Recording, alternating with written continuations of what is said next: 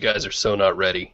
So not ready. So unprofessional. Yeah. My beard, however, looks very professional. I have an excuse because I was having other technical difficulties. Jerry has no excuse. That's true. I got an excuse. You don't want to hear it. No, I don't. Probably not a good Because idea. Nobody will know who I am unless I turn on my lower third. There we go. Hey there, everybody. Welcome to the Android Central Podcast. It is episode number 215 for Friday, December 19th, 2014. However, today is not Friday when we're recording this because we're kind of getting into the crazy holiday schedule already. So at the last minute, we decided, let's go early this week. So we're going to record this on Wednesday and release it, sort of, on Friday. Unless you're smart, you know where to find the video ahead of time, I guess. So happy Hanukkah to everybody who observes. Merry Christmas to everybody who's getting ready for that. Oh, that includes me. My kids are insane right now. Jerry, your kids are always kind of driving you nuts, right? Oh, always. It gets worse when they get older, Phil, because they've learned how to drive you nuts and do it on purpose. And nuts in a good way, right? Oh, yeah. Did you guys see the I don't think I showed you the whole video, but I did a GIF of my kid at a holiday party with a bouncy house, and she's like running into the corners like she's in the damn WWE and knocking herself out. Craziest 4-year-old ever. So I wish anyway. I was in that bouncy castle with her.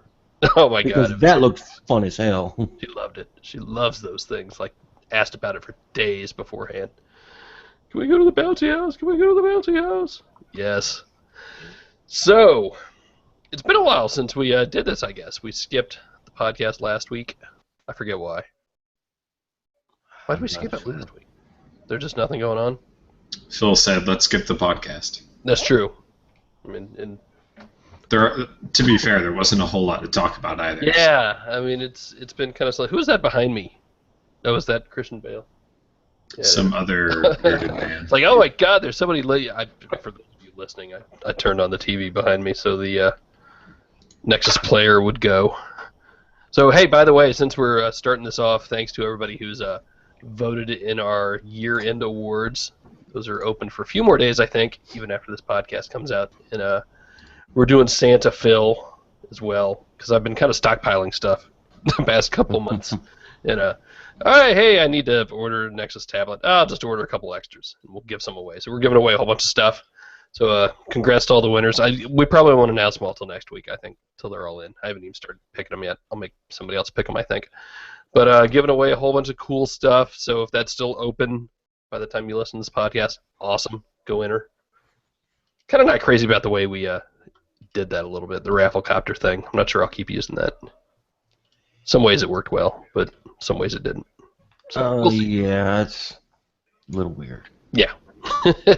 Because I've had people just like tweeting random things at me. It didn't quite work. So more than usual. More than usual, yeah. So we'll see.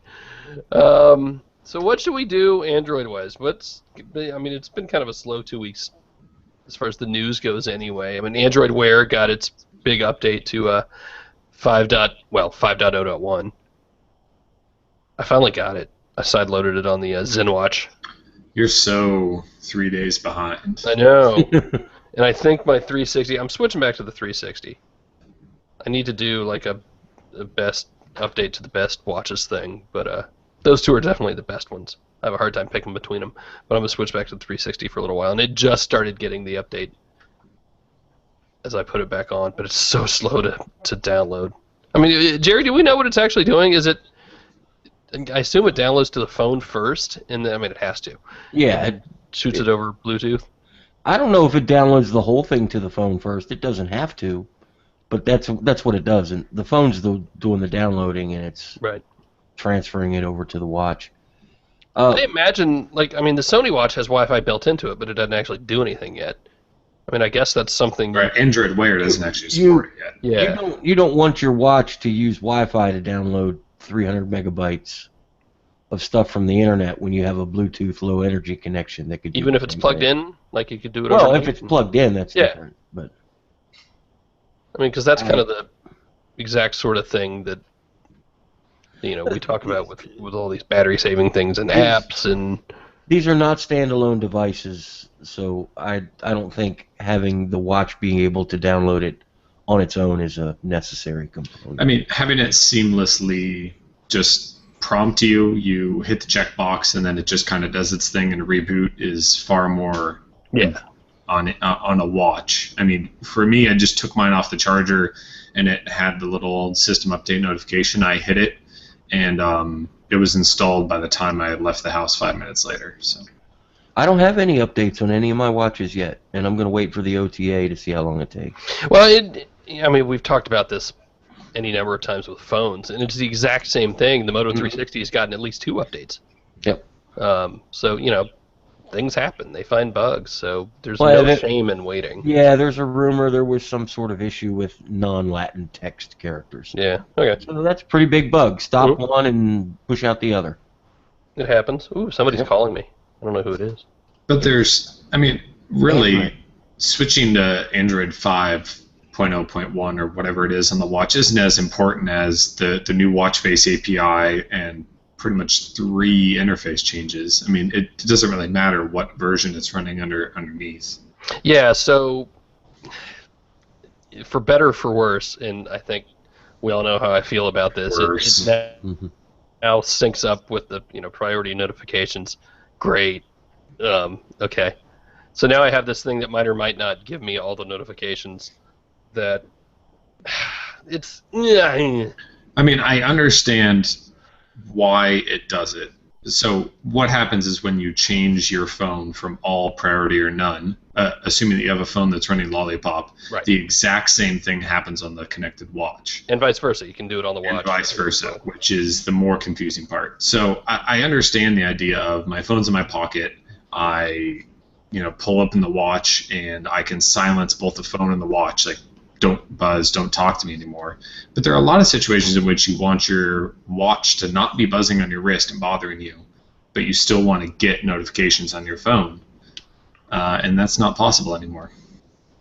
Did they take out, I haven't looked, did they take out the option or reverse it or do anything weird? There was the option in the Android Wear app to have it only, say, buzz your wrist and then turn off the notifications on the phone. Yeah, that option of mute connected phone is still in the settings, but it's ignored if you're running Lollipop on your phone, which it doesn't tell you that. It just doesn't work. So that's the interesting thing. If you have a Lollipop watch connected to a KitKat or Jelly Bean phone, you get the standard swipe down and just mutes the watch, and you can still do the mute connected phone and everything.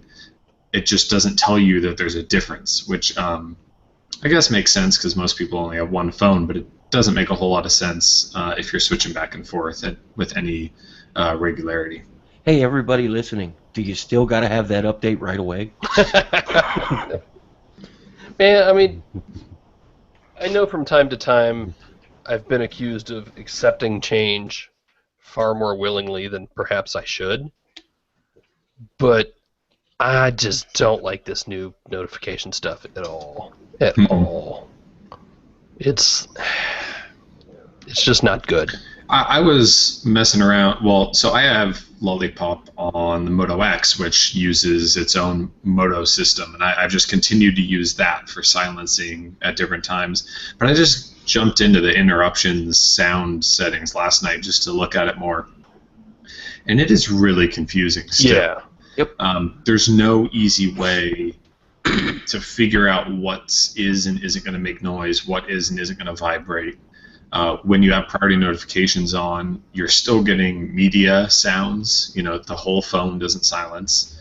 And if it's confusing to you and me and the people listening to this podcast, it's really confusing to people who just randomly got it on their Nexus 5 or Nexus 4. And it still feels pretty buggy, too. There are times that I know I set it to priority, and it kicks back into all. Like, I've seen it happen over and over, actually. I get the feeling that it's like these two teams at Google aren't communicating very well with each other because, make no mistake, the Nexus 6, and we're going to just focus on that right now, is definitely a consumer device. When I can go down to U.S. Cellular and buy a Nexus 6 on contract, it's a consumer device. But notifications are a great example. it seems like the team is, all right, let's get an API that can control all these things. We've nailed that. The user interface, it's a mess, but we'll fix it later. Just push it. And I actually liked the way it was designed in the dev preview more, where it was an option in the expanded quick settings to silence your phone, and that was completely separate from just the volume control. So it was actually surfaced to people that there's an option to mute your phone for X number of hours, versus if you don't hit the volume button and know what those buttons do, you'll never see priority all none. You won't even know it's there. And that's kind of the problem. Is it's going back to more hidden features, which they kind of got away from that with deprecating the menu button and larger initiatives like that. I think I've written this more than once. I mean, it feels like an engineering solution to a problem that might or might not have existed. It's not a consumer solution. This is not something I want to have to teach my mom how to do. Right, and I mean, it's even more confusing if you're somebody that's coming from having an iPhone that has that hardware switch on the side. Oh, don't get me started on that. That is, look, I mean, my first phone was a Trio 750, and that's back when things worked right.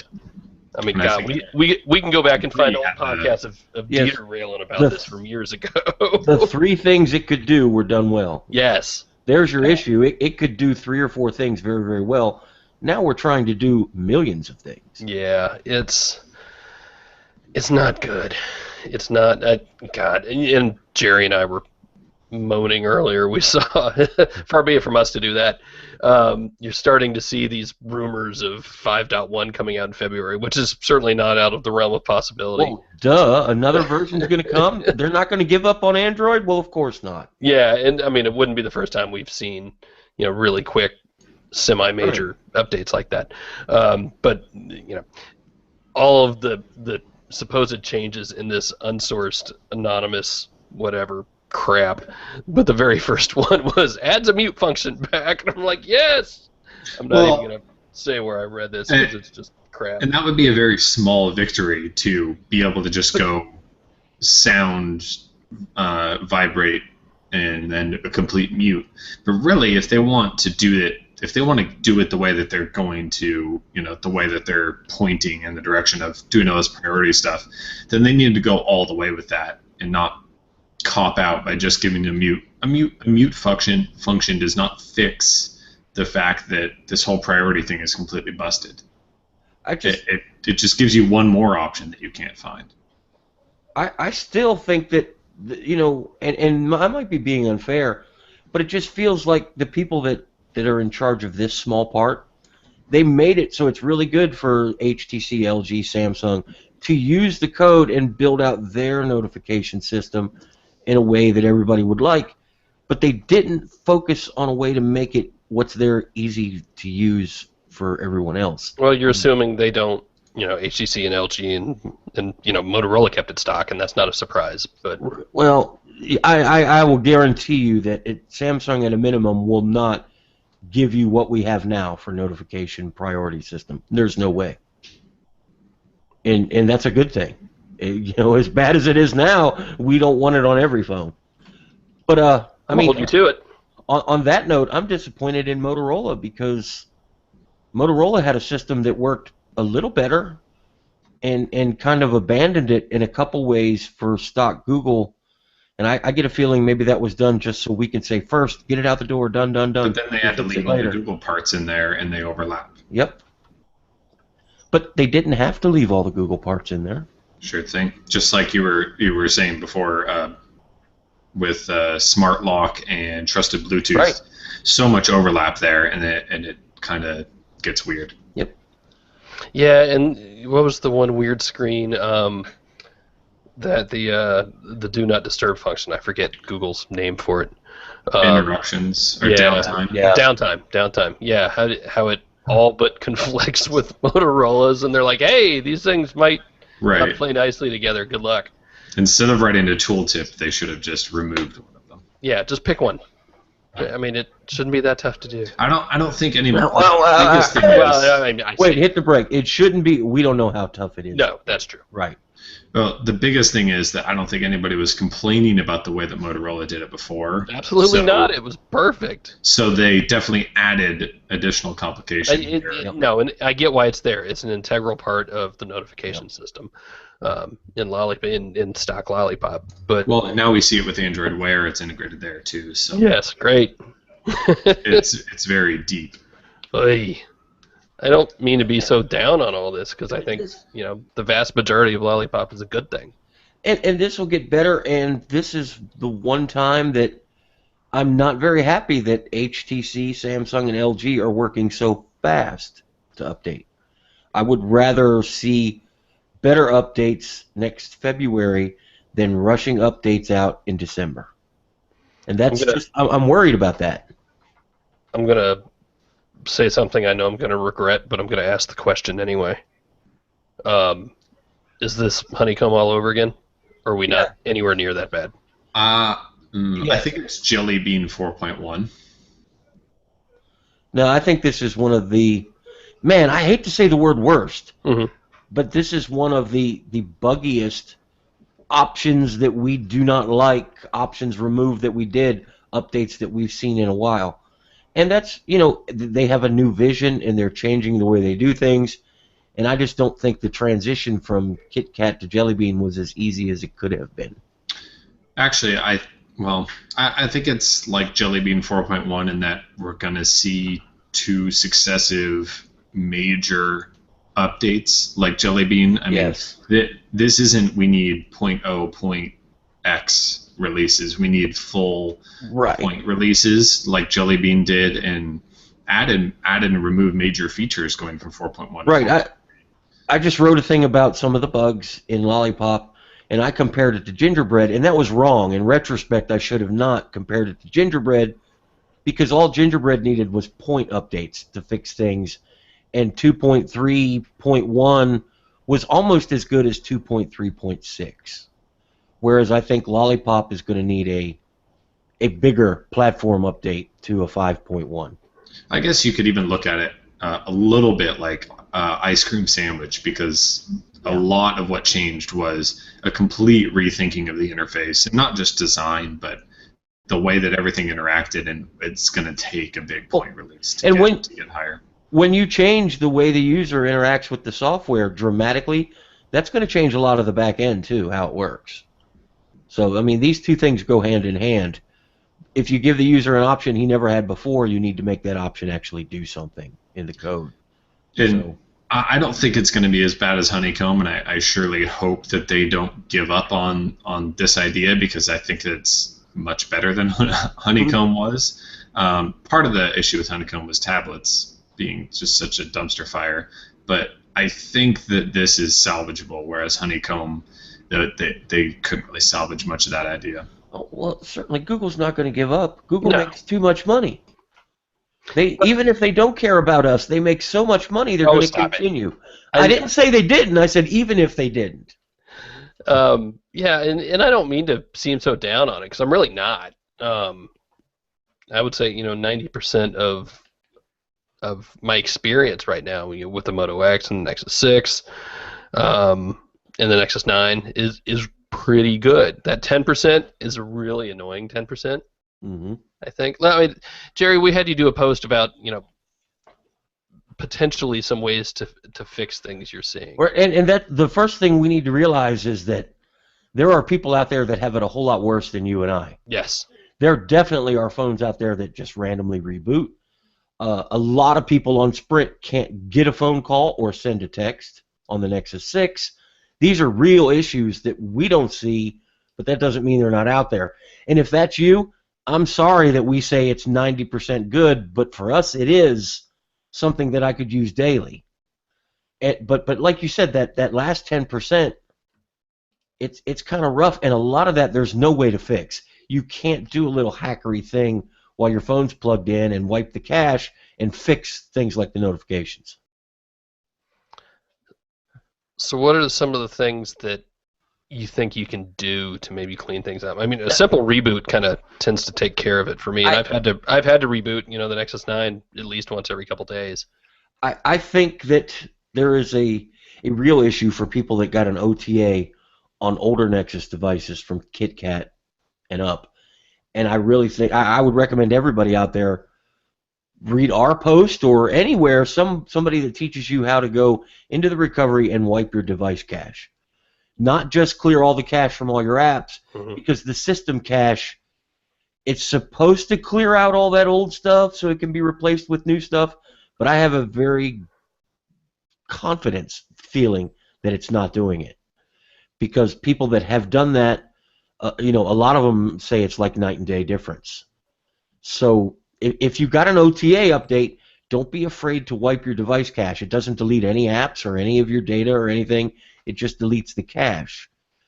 Another thing, and I hate to say it, is the factory reset. If wiping the cache doesn't do it, you might have something in the data partition hanging around that just is not necessarily causing a conflict, but not working as well as it should. And when you have one part of your system not working like it should be, that can affect other parts too. So you want to get in there and you want to kill it with extreme prejudice, and that's a device wipe and restart. And they fixed Google Play Music, so you don't have to be afraid to do it, even if you have to do it 10 times. Just get in there and back up your SD card and erase your SD card, because there's data on there too. And only put back the stuff you need, pictures, videos, music, and just start from scratch. And that has helped a lot of people. Unfortunately, there are also a lot of people that just didn't help, and I'm not sure what the solution is there. What about the encryption? Because you and I were talking about that some yesterday, and we've seen posts in that in the past, and how just writing to the writing to the storage is just slower, right, which makes sense. I'm going to write I hate to use the word idiot's guide to how encryption works. No, I like that, because I'm an idiot. And I would like a guide. So that's going to be up there. What's happening is every piece of data you're writing to the system and every piece of data you're reading from the system is decrypted and encrypted on the fly in real time. That's so only authorized users and applications can read that data. In other words, if I set my phone down and the lock screen goes up and Phil picks it up and does not enter my password, there's nothing, even if he can get all that data, there's nothing he can do with it because it's encrypted. When you're doing that, especially on a device that's still 32-bit, it taxes the heck out of the processor because it's doing it so often and so much. That could lead to issues with your battery. My biggest concern is the Nexus 9 has hardware to encrypt and decrypt, and it's built into the chipset, and it sounds almost like it's not being used because people say that it's just as slow on the Nexus 9 as it is on the Nexus 6. So I don't know exactly what's going on there, but the short version, if your phone is decrypted, it's much safer, but it's also going to be slower reading and writing. Is it going to be slow enough to affect your normal use? I don't know. That's going to depend on what you can tolerate and how you use your phone. Now, to be clear, you're not flat out saying it's not being used on that, right? We're not sure yet. We're not sure. It runs so slow and choppy that part of me wants to think that we're not using the hardware. And another thing that's based on a lot of other people telling me it's slow and choppy. I see exactly what I would expect, a little bit slower read and write times because it's encrypted, and I don't have a lot of concern with it, but other people aren't as tolerant as I am for that. For me, it's a good trade-off. This is much safer. Sure, it's a little slower. Do you think that's what I've been seeing when I say the animations feel a little slow? Maybe. I almost think that they've made the animations a little slower to cover up for it, which is what Apple does, and it's not a bad idea. It's just not implemented smooth enough that our eye sees something weird. It's historically what Windows Phone does too. Right. And they can make a device that's super low end, feel smooth, right, just because it's kind of slower. Maybe somebody needs to tweak those animations so they look a little better, and we won't think that they feel so weird. Because I agree, they seem like they're weird and slow, artificially weird and slow. So maybe those just need tweaked. I don't know how you fix this, unless you give the user an option to turn off encryption and tell them what the risks are of doing that. And right now, to do that on the Nexus 6 or the Nexus 9, you have to depend on somebody else writing you a boot image, or unless you're capable of doing it yourself, and flashing a boot image that disables decryption on your device, which, I don't know, as much as people seem to be up in arms about carrier IQ and the NSA, I mean, is that really the way we want to go and disable the encryption that we screamed for and now we were given? It's never good enough, Jerry. No, I know. I don't know. It's one of those things that there's no easy solution, and I'm glad that it's Google's problem to fool with and not mine. Let's do this. Let's take a quick break. When we come back, we'll do some Q&A. How about that? Cool. And then my head can cool down. Yeah, I want us to like get happy and quit. Yes, you made me think too hard. I know. Sorry. All right, we'll be right back.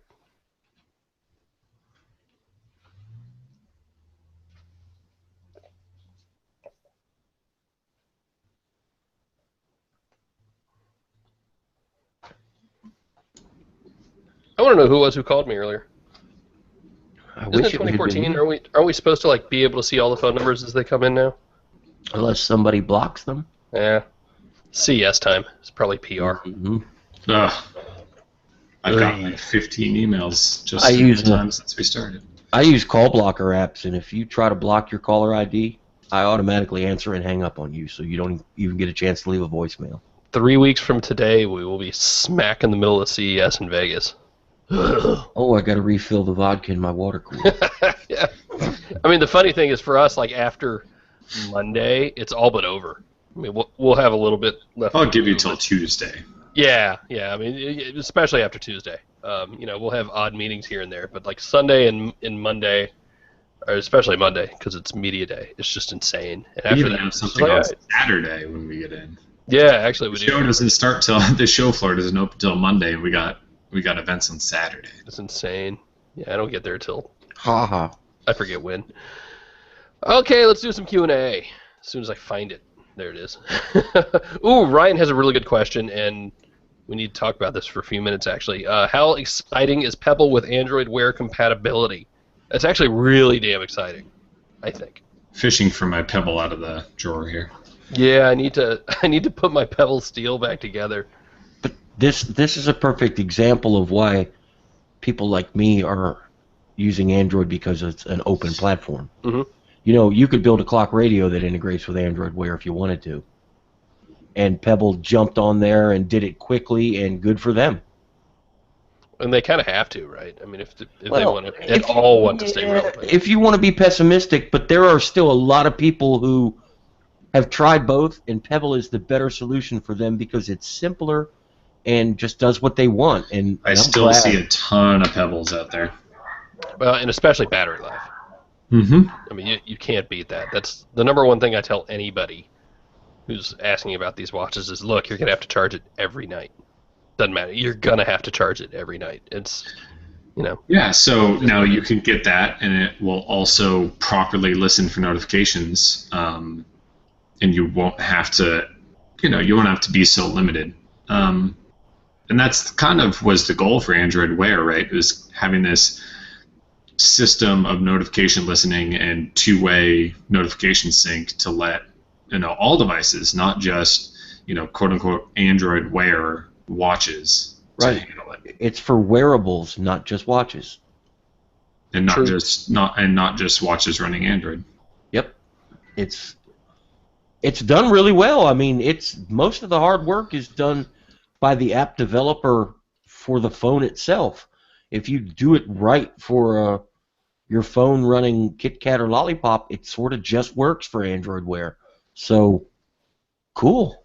Yeah, I mean, and let's make sure we're defining terms here. The Pebble is not running Android Wear all the sudden. No, it just can grab the notifications through a notification listener, and you can act on them a little bit. Yeah. Which previously it had to use accessibility settings to listen to notifications and pull them in, and you got no two-way control. But it's great that somebody at Pebble was paying close enough attention, and they say, okay, now Lollipop is consumer ready, for the most part. It's out there. Boom, we need to make this change, and we are ready to roll. And they did it.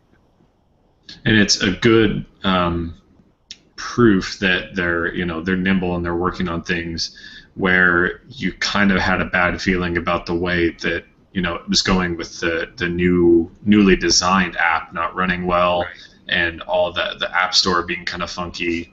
This is a good little bit of confidence boosting for sure. And a lot of the stuff we didn't really think was so amazing. You have to remember, Pebble has to run for other platforms besides Android too.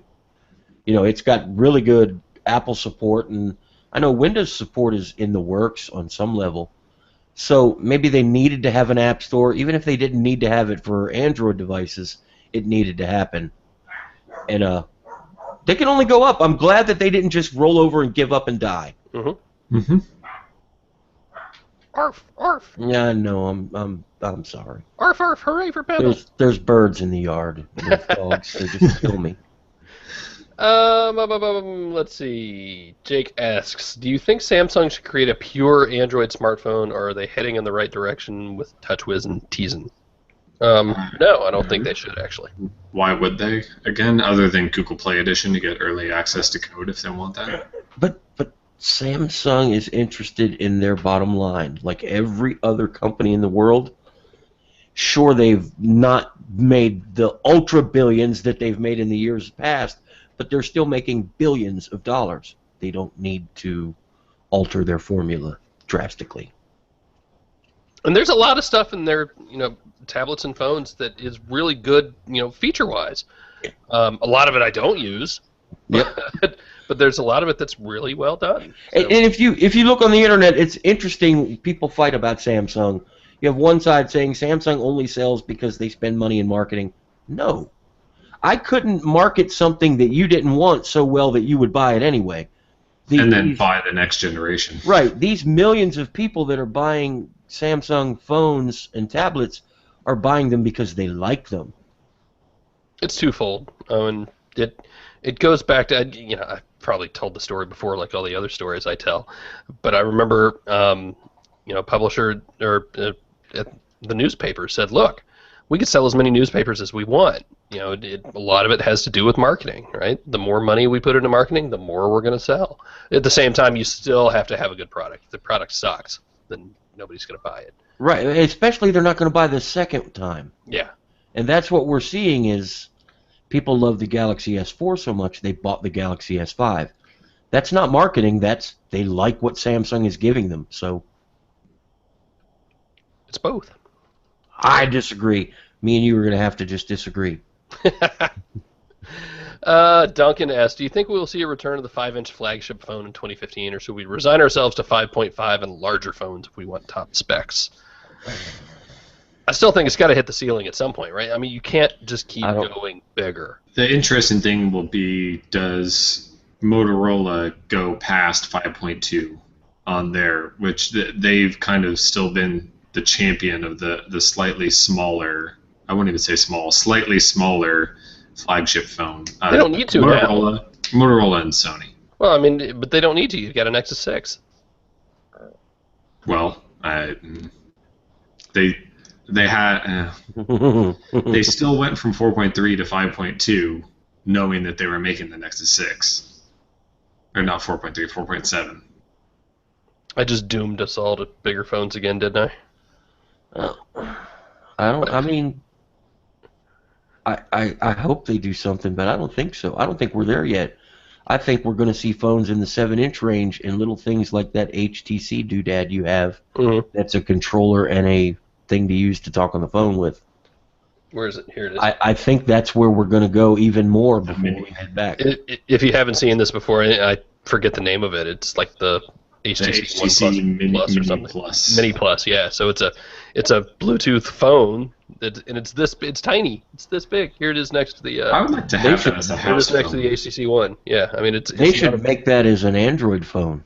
I would buy it. I bought it just because it was ridiculous, and it's actually really nicely designed. I'd love to put a SIM card in that for some short periods. Well, and it doesn't have to look like that. Look what Motorola has done with the Moto Hint, which it had a few problems, but it's the right idea. Mm-hmm. You don't want to use a phone that's a little bit bigger? Leave it in your purse or your briefcase or your pocket, and you can use this. Yeah, my only problem with this is that it just sounds like crap. If the call quality was better, and I like the idea. I like the idea of I'm in my house and I don't want to carry this giant Nexus 6 around here. So here's how big it is compared to the Nexus 6. Right? I don't want to carry this giant phone around in my pocket all day. And so Samsung's kind of on that same track with doing the screen sharing stuff between the tablets and the phones, and doing the content sharing between tablets, phones, TVs, whatever. And with its watches. It's take the screen size that's most appropriate for now, and it will have the information, not even screen size, form factor that's appropriate for what you want to do now, and have the content move between the devices. They need to expand a little bit more on their wearable platform, because the Gear S would be an excellent way to constantly keep your big phone or your tablet out of your pocket and be able to act a little bit on the things that you get notified about on the Gear S. Mm-hmm. Brian asks, is the Nexus 7 still the best budget under $250 Android tablet? They aren't on the Play Store, but they are available on Amazon. How much is the Shield tablet, Andrew? $299 retail. So yes, the Nexus 7 is the best under $250. It's quite a bit more still, and Nexus 7 2013 is pretty much a $199 product at this point. Which, God, it's not a fantastic tablet, but I still use it regularly, and it's still the one that's on my nightside table, and it gets used every night. So I guess there's something to be said for that. Yep. And if it's $50 more, I would tell everybody to get the Shield tablet instead. But $50 is $50. The Nexus 7 is probably good enough for most anybody. Yeah, and right now we're talking about, even if you pay retail for the Nexus 7, you're still, you're $70, which, when you're talking about $229 versus $299, $70 is a big percentage jump. And I don't think I know of anything else that's around that $200 price point that kind of performs better than the price like the Nexus 7 does. Flipping through the questions here, Ryan Saldana needs to go back to work or something. Wow, dude. Is this Alex guy standing next to you or something? Jeez. Man. I'm just going to make it worse, aren't I? Yep. You know what to do, Ryan and Alex. No! That's exactly what I would do. I'd just be better if it was actually Alex Dobie just trolling the podcast. It might well be. What else is going on? Oh, I got a new toy. So I got the official polyurethane cover. So yeah, so this is, I think it's the coral color, because it was the one that was available like right away, and I'm fine with it, whatever. So yeah, it's kind of salmony. Normally when I see something like this, I'm a little afraid of it because I see corners and I know that means origami, but really, folding this to prop it up is just trying to do it standing up, so it's a little weird, but it's just that simple. Oh, it has magnets in it. Yeah, so it has magnets, and then it, that's one of the ways it sits up. So it's actually really simple. I'm curious to see, because I haven't traveled with it yet, and that's the big question with these magnets, is how this will hold up when it's in my gear bag, just flopping around and stuff. And the question is, do you have to do all that crazy origami stuff, or can you just do the trifold thing like every other case does? It's not crazy origami. It's fold it down and you're done. That's it. Like, that's the extent. The trifold only has 2 bends in it, and so it's fewer. It's fewer failing points. Right. I have this, which is 2 bends, and you just go like that. And Andrew hates the magic cover. I just clearly don't appreciate origami. Send me. Andrew wasn't with me at the Samsung. I did a Samsung tablet briefing last year for all those new Tab S's and Pros and all that. The snap-on weird, yeah. Yeah, like the snap part was easy, but those things folding was impossible. They had to include 2 pages of instructions.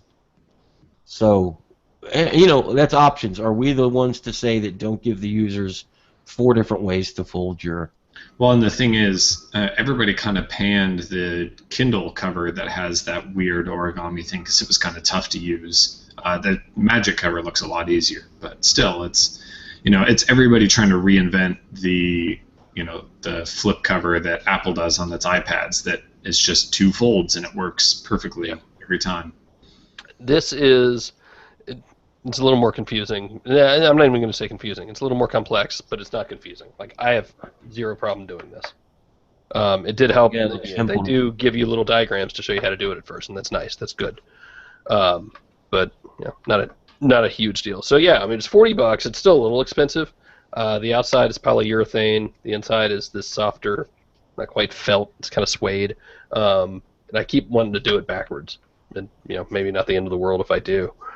And if you flip it around, the magnets hold it to the back as well. Yeah, that's good. If you fold down the corner, it automatically launches the camera, for better or worse. So I can take a picture of all you guys right here, even though I'm not going to. Well, that's kind of a neat way to use the. No, it's really not. Don't take pictures with your tablet. No, I just mean having the magnets hold it back and. Having the magnets actually do something rather than just being a funky design for funky design's sake. And just, turning the screen off and on when you open it. Which it's cool. I like this a lot more than I like the keyboard folio. I really liked it when it went on sale the other day. Oh, it went on sale, was that today? Yesterday? $20. Yesterday, yeah. $20. It looks a lot. I mean, even at $40, it looks a lot nicer than the Nexus 7 cases you could buy for $40 from Google that were kind of complete dumpsters. I've still got that. I don't think I have it here. I've got that one that turned my Nexus 7 red. Oh, I do have it here. Here it is. I haven't used my Nexus 7. I guess it's time to give it to my kid and let her use it. What is that on the back of this thing? I don't know if I just tore the case up. Yeah, I mean, I still have always used this. What I still have that I really like is this Dodo case book one that has the bamboo inlay on the inside and all that fancy stuff. That's something that I'll pay extra money for. I think normally the Google Play ones are kind of a bit of a ripoff, but that one seems like it's a bit better. You hipster. Well, and we're gonna take a look at some of the other ones that are out there soon. Yeah. I've got a big box full of them here. Really nice too. We just got a good email right this second, so let it never be said. Is it from Ryan or Alex? No, it is from DWR31, who asks, is Samsung's Adaptive Fast Charging a licensed name for Qualcomm's Quick Charge 2.0? I only asked because I used my Galaxy Note 4's charger on my LG G2 and got amazing results. Battery monitor app usually shows about 1,200 to 1,600 milliamp hours coming through. The 1.8 amp LG charger, but with a Note charger, I see 18 to 3,300 regularly, just like on the Note 4. I mean, I've been able to switch. I love that guy.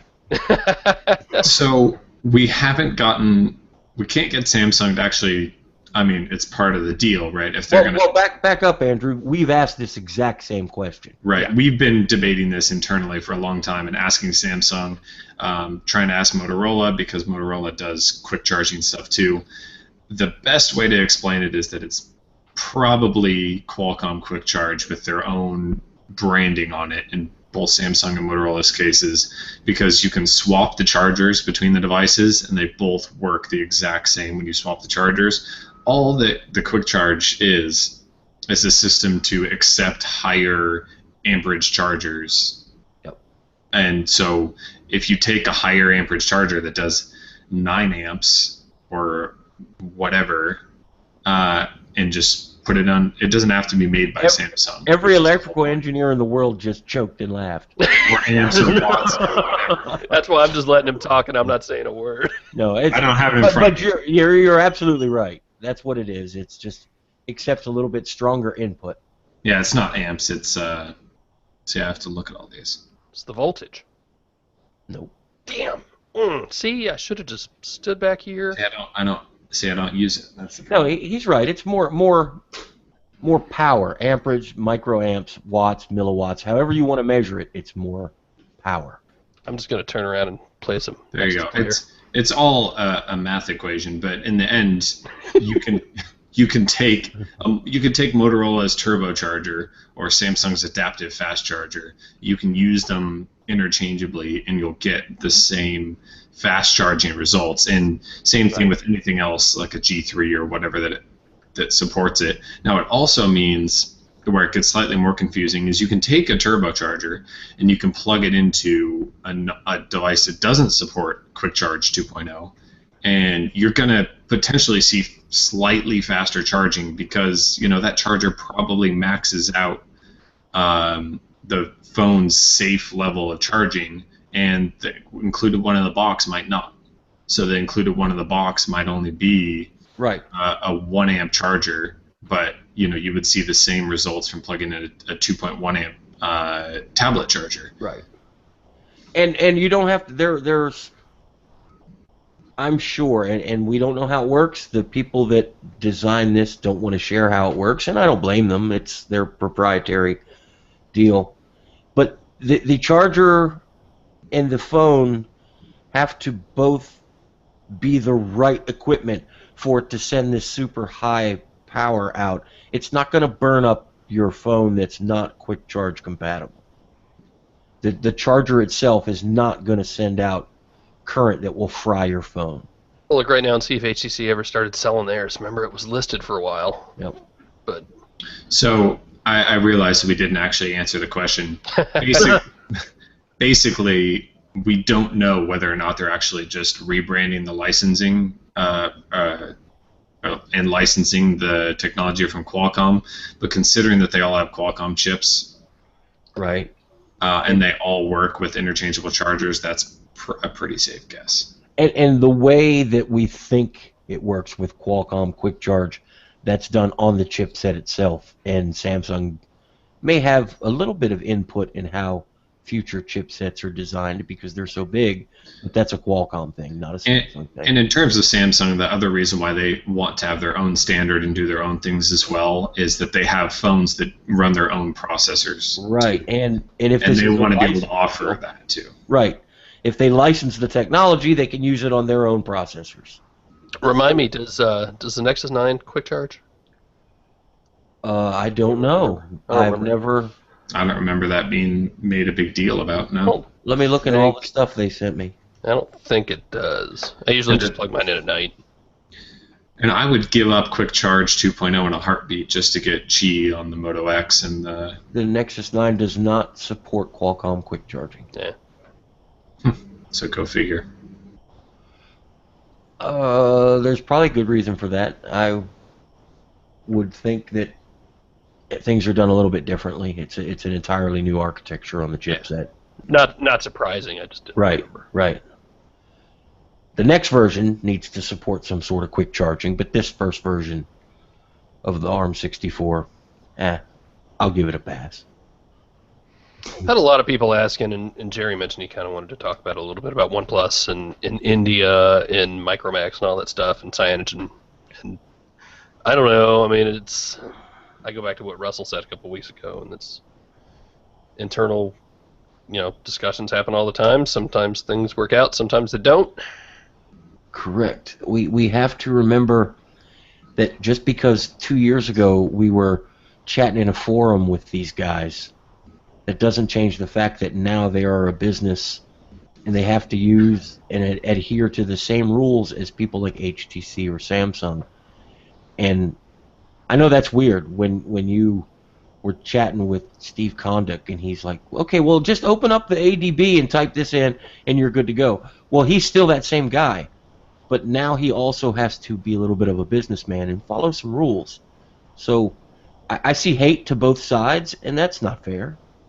This is no different than Samsung, Apple, and HTC all fighting with each other in the United States.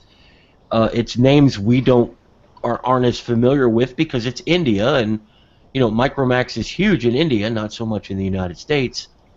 But this is just a business thing. They'll sort it all out. And that's the other reason I kind of hesitate to go anywhere near that is I don't know the Indian market at all. I have seen so much hate for Cyanogen Mod Incorporated because of this Micromax thing, and that's I think a lot of that's unfounded. This is a business decision. These guys need to make money. This is how they feed their family. And it's no longer are they just some cool hacker that's up at 2 o'clock in the morning talking to you in IRC. I don't remember the last time I flashed anything weird. Not weird, but unofficial. You know what I mean? Yep. It's been a long time. But we almost don't have to anymore. I really don't. I mean, I just don't. And that's not to say I like everything that comes out. There's stuff in Sense I don't like. God, I went back and used the G3 for a week. And God, you know what I want? I really want like a return to some sort of glass or metal or something. I really want to see some different hardware this year. Dude, out of LG. You should have picked up a proper Z3 this year. I know. There was still something about it. I mean, I used the T-Mobile one, and that was really close, if not dead on, right? It's a little lackluster in the way it's shaped. Yeah. And stuff, but you got a real premium feel if you don't drop it and break the back glass. And that thing, you know, the camera on that thing was just really nice. It's enough to even make me think that smartphone cameras are better than I give them credit for, and I hate smartphone cameras. A lot, you know, I wish I could use an iPhone, but I can't for any number of reasons. But, you know, you have to be envious of the camera. So, yeah, I mean, maybe Sony will change things up again. I hope so. It'd be really cool to see that. Well, I think Sony does a lot of the same things Apple does, is you use good enough hardware, but it's your software. You just throw money in it. And that's what Apple does, and it works. And that's what Sony is doing, and it works. And that's what Samsung's doing now. Everything I've heard about the Note 4 camera tells me it's every bit as good as the camera on the Z3, which means that it's almost as good in every situation as the iPhone camera. I just sent Jerry my Note 4, and I'm a little sad about that. Mine. I'm going to touch it so nobody can claim it. I'm going to lick it. I don't want something quite that big. Like Andrew chimed in on that, I think, yesterday, too. I want no specs in a GS5 body. And no, the Galaxy Alpha is not the answer to that. No, sorry. And I said, well, you know, I'm sure that we'll get closer to that in the next year. Well, I want somebody somewhere to look at what Sony did with the Z3. They made a big one. They made a small one. Both of them are top of the line, very fast, premium devices. But I want one that's a little bit closer to stock Android. So I'm thinking Motorola needs to jump in here and do something. Yeah, I mean, for as happy as I am with Motorola, and I really am, I was thinking about it this morning, actually, because I've got the little earbud thing sitting in my cup holder in my car in the way. Yeah. And I think about how much that was sold as this, you know, revolutionary Bluetooth thing that you're going to want to wear all the time, and then you get it, and it's just like, all right, it's another Bluetooth earpiece. It looks cool, and that's good, but it didn't change a thing. No, I mean, I think they had the right idea. It just didn't get accepted as well as they thought it would. Because at the end of the day, it's still a Bluetooth earpiece. You know, but it was the same for the camera discussion the year before, and a little bit this year, but not quite as much. It's just for as good as everything else, it makes the disappointing things that much more disappointing, I think. But I'm glad that we have a choice between all these different things, but I do agree the choice on the small end is getting a little thin. Yeah. I know HTC is really excited about what they're doing next year, and I don't know what they're doing next year. But I'll bet it's 5.5 inches at least. Well, let's hope it's 5.5 inches. Actually, it's going to be really interesting to see them because, and I don't have one of the phones here, but you're going from speakers that look like this to just little tiny slivers that actually look more like the plastic inserts there. I want another M7. Was that not the best built phone you've ever touched in your life? Yeah, I've got it over here. We've got two of them. I liked it so much. I just pick it up to charge it up again to check for updates and stuff.